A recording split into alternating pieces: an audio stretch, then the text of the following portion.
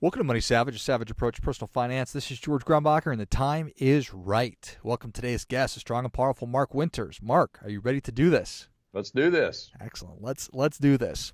Mark is a certified EOS Implementer. He's a #1 best-selling author. He's a keynote speaker. He is the visionary of Rocket Fuel Ventures. I'm excited to have you on.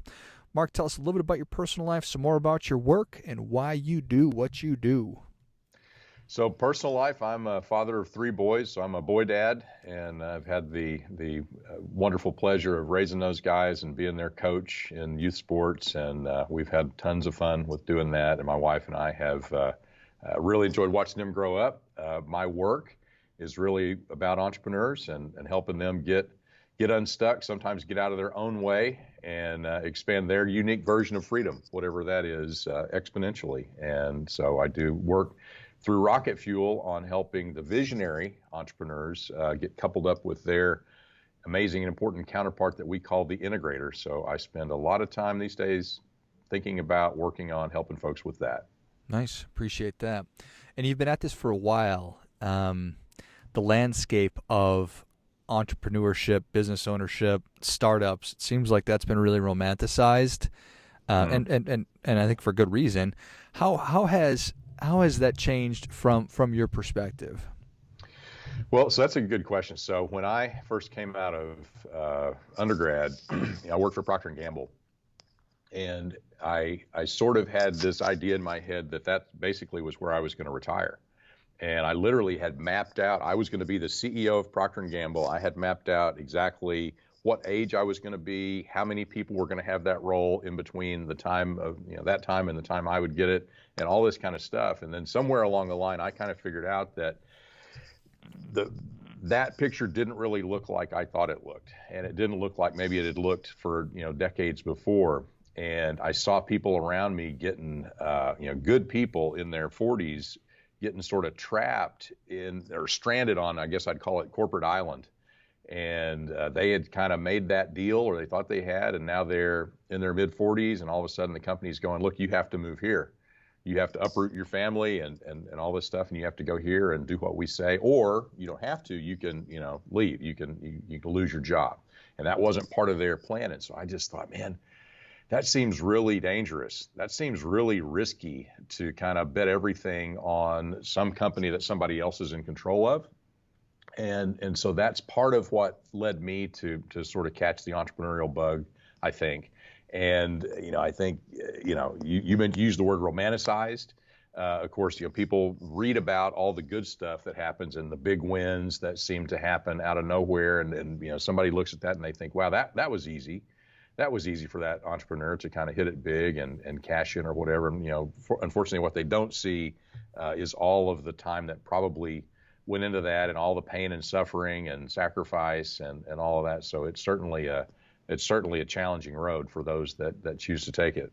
Yeah, I appreciate that. That's interesting.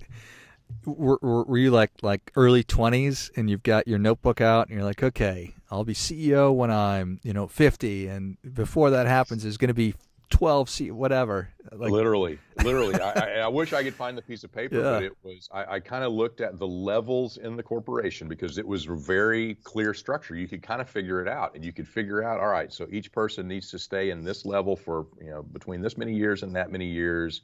And so if I go as fast as possible, if I kind of hit all the limits on my way up, this is how old I will be. Okay, here's the dude that's in there right now, and he's this old, he'll retire here. There'll be another one here.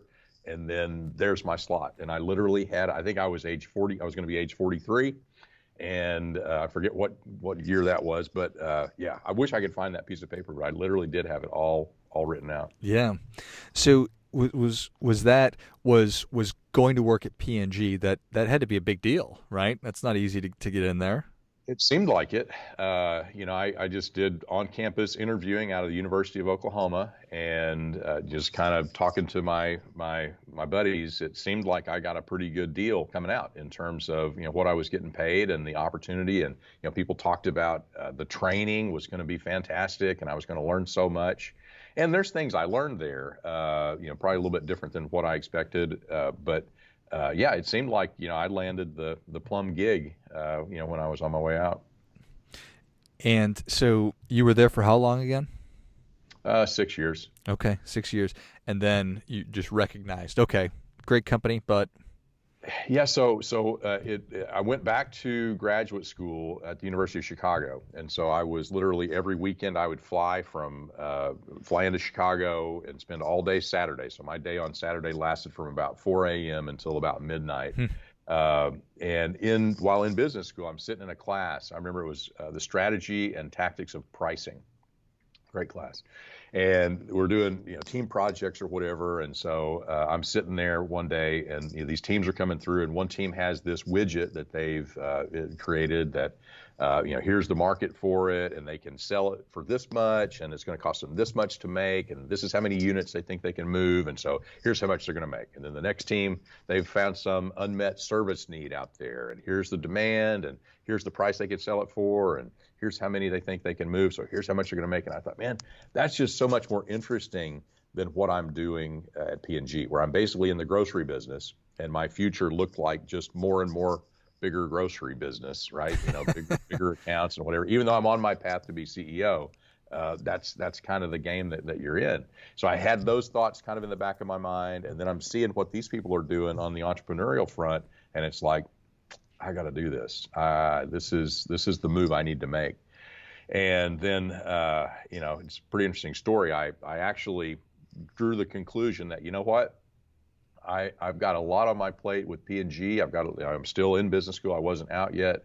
And if I'm really serious about this, if I'm really going to make this move, then I kind of need to burn my boats. I kind of need to really commit. And so I quit P&G. Which was sort of unheard of and unexpected, and just set off and did it. And that led to now, I think, 14 different companies that I've either started myself, bought from somebody, shut down, or sold off, and all different kinds of industries, all different sizes, all different degrees of success or failure. So yeah, it's been quite a ride. Nice. Yeah, I appreciate that.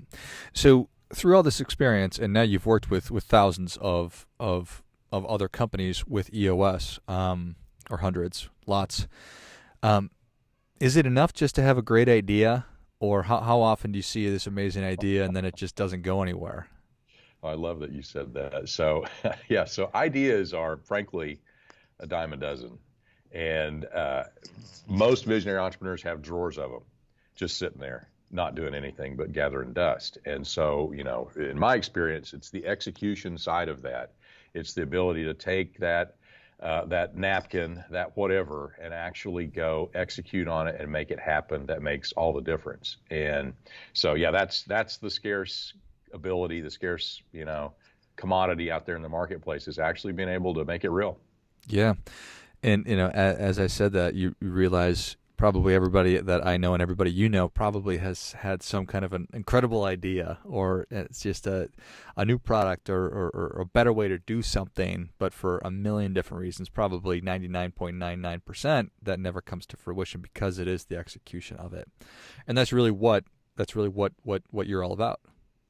Yeah, I mean, it's frustrating as a visionary entrepreneur myself. I've got things that I'm like, I drew that up, I wrote that up, and then I didn't do anything, or I wasn't able to do anything, and then I saw it actually happen. One I remember was back in business school, which would be the early 90s.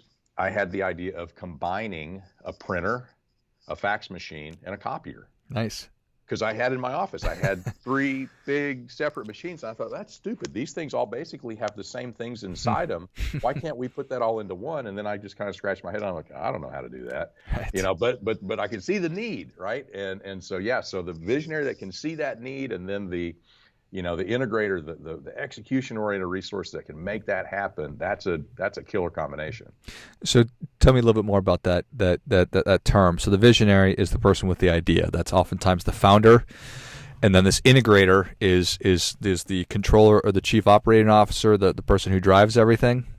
Yeah, so think about the visionary. A lot of times they're the founding entrepreneur, but they're the one that has that entrepreneurial seizure and says, yeah, they burn the boats, they make the jump, they see the opportunity, and they make the leap in some form or fashion. And there's a certain amount of comfort with risk that they have to have, right? So they can deal with uncertainty. They feel like even if this thing crashes and burns, I'll be able to, rebuild it, rise from the ashes, whatever. And the integrator's not wired like that. But the integrator, they are able to make things happen. They are able to get things done. And frankly, they kind of need that juice. They need that idea. They need that vision to give them something to work with. So they're really different. And left to their own devices, they can be really kind of combative and really frustrate each other. There's a lot of natural friction there. But when we see an entrepreneurial company that has both in place, they can do magic. And you use the title, COO. And when you kind of think about it in terms of traditional titles, the visionary may be often the owner, the founding entrepreneur, maybe the CEO, chairman. Sometimes a lot of different possibilities there. The integrator, a lot of times we'll find them as the COO, the general manager, maybe the president, maybe the head of operations. So there's different titles, but as you know, titles can be really misleading and confusing. So we really like to focus on just the functional description. Here's what they do, right? And so the visionary generates the ideas. The integrator takes that and works in partnership with them to then orchestrate execution harmoniously through and between all the different functions of the company to make it happen, make it real out there in the world. And just based on what you described, you probably can have one without the other, but if you do, you're probably leaving so many efficiencies on the table, and you're probably never going to reach that total potential. Yeah, so if it's most common in my experience that you'll find a visionary without an integrator. And what they're doing is they're kind of filling both roles, and they're usually not doing the integrator role very well. So they can do their visionary thing, but they're trying to do this integrator thing. They're not doing it well, so they're frustrating their people. They don't like to do it, so they're frustrating themselves. And all that energy is frankly coming away from what they could be doing as a visionary. So it's just all suboptimal, right? An integrator on their own, typically they didn't start a company, right? Because they don't really feel that. So they probably didn't do that. They may have inherited one or been left with one in some way. And then they're kind of there by themselves. And their success is going to be a function of how much visionary their business really needs. So if it's a static, flat, simple business, they may be fine. Mm-hmm. But if it's a dynamic, growing, rapidly changing, lots of complexity, lots of different opportunity and risk out there on the horizon, they're probably not going to be in as good a spot as they would be if they had an effective visionary that was part of their team. Yeah, that makes sense. Like any great relationship, right? That's right. And we spend a lot of time, and I don't know what the numbers are for online dating and matchmaking, but I bet it's a $1 trillion industry at this mm-hmm. point. So it's easier said than done to find your perfect match or mate. If I'm a visionary and I don't have one, if I don't have an integrator, or vice versa, like how do you figure that out? So first, I want you to think about a construct I talk about as the 3-piece puzzle. Okay, so the first 2 pieces are the visionary and the integrator themselves, and think of the edge where they connect. And we've got to understand the shape of those edges, right? So start with really the visionary, because typically they're the one that's initiating the search, because they're, like that example, they're doing both and they're feeling it. And so it begins with the visionary really looking at themselves and going, all right, who am I? What do I want? What do I really like to do? What do I not really like to do? What am I really great at? What am I not so great at? And really kind of building out the shape of that edge.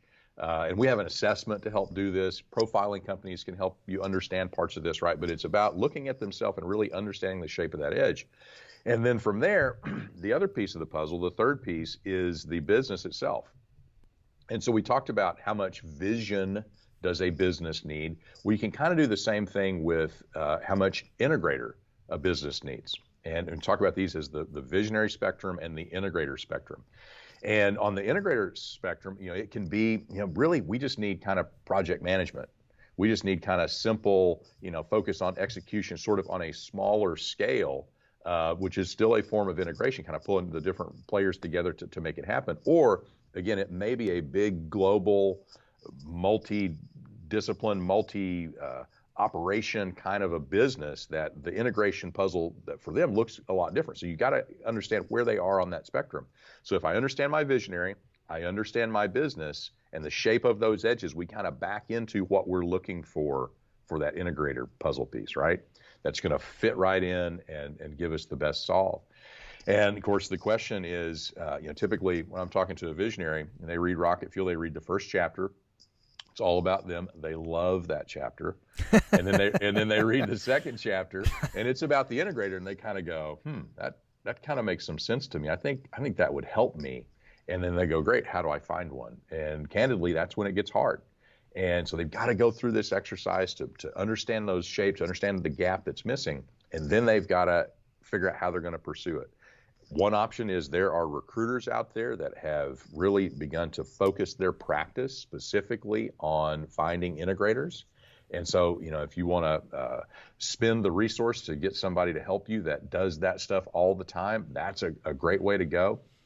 But short of that, it's really about getting the word out and, leveraging your professional network and those that you're connected to and say, hey, I'm looking for an integrator. Here's what they look like, and we've got a sample job description of one, to kind of give people a good start with that. And what we see is a lot of sort of grassroots connection being made like that, just by putting the word out. This is what I'm looking for. This is what they look like, and then somebody will go, well, hey, I know one of those. Here, you should talk to so and so, and kind of makes it come together. A couple other options I should mention. One is there's the idea of a fractional integrator.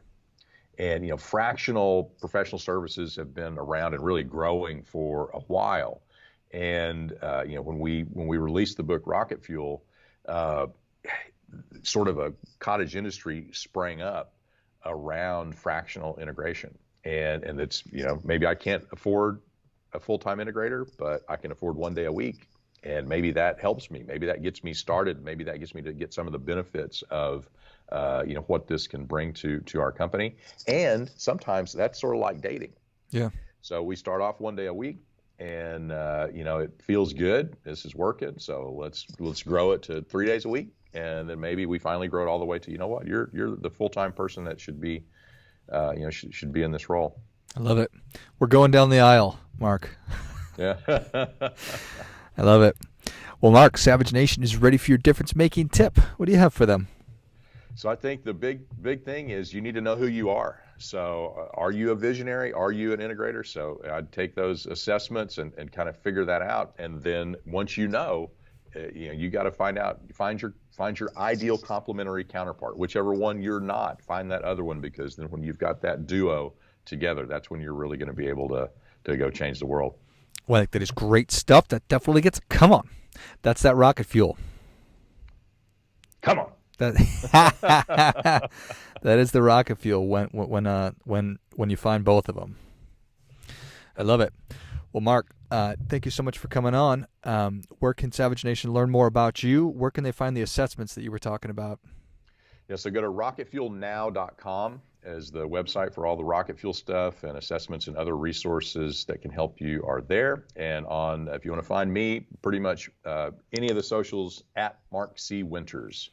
Mark C. Winters, and that's pretty much any platform you can get to me that way. Excellent. Well, Savage Nation, if you enjoyed this as much as I did, show Mark your appreciation and share today's show with a friend who also appreciates good ideas, business owners that you know.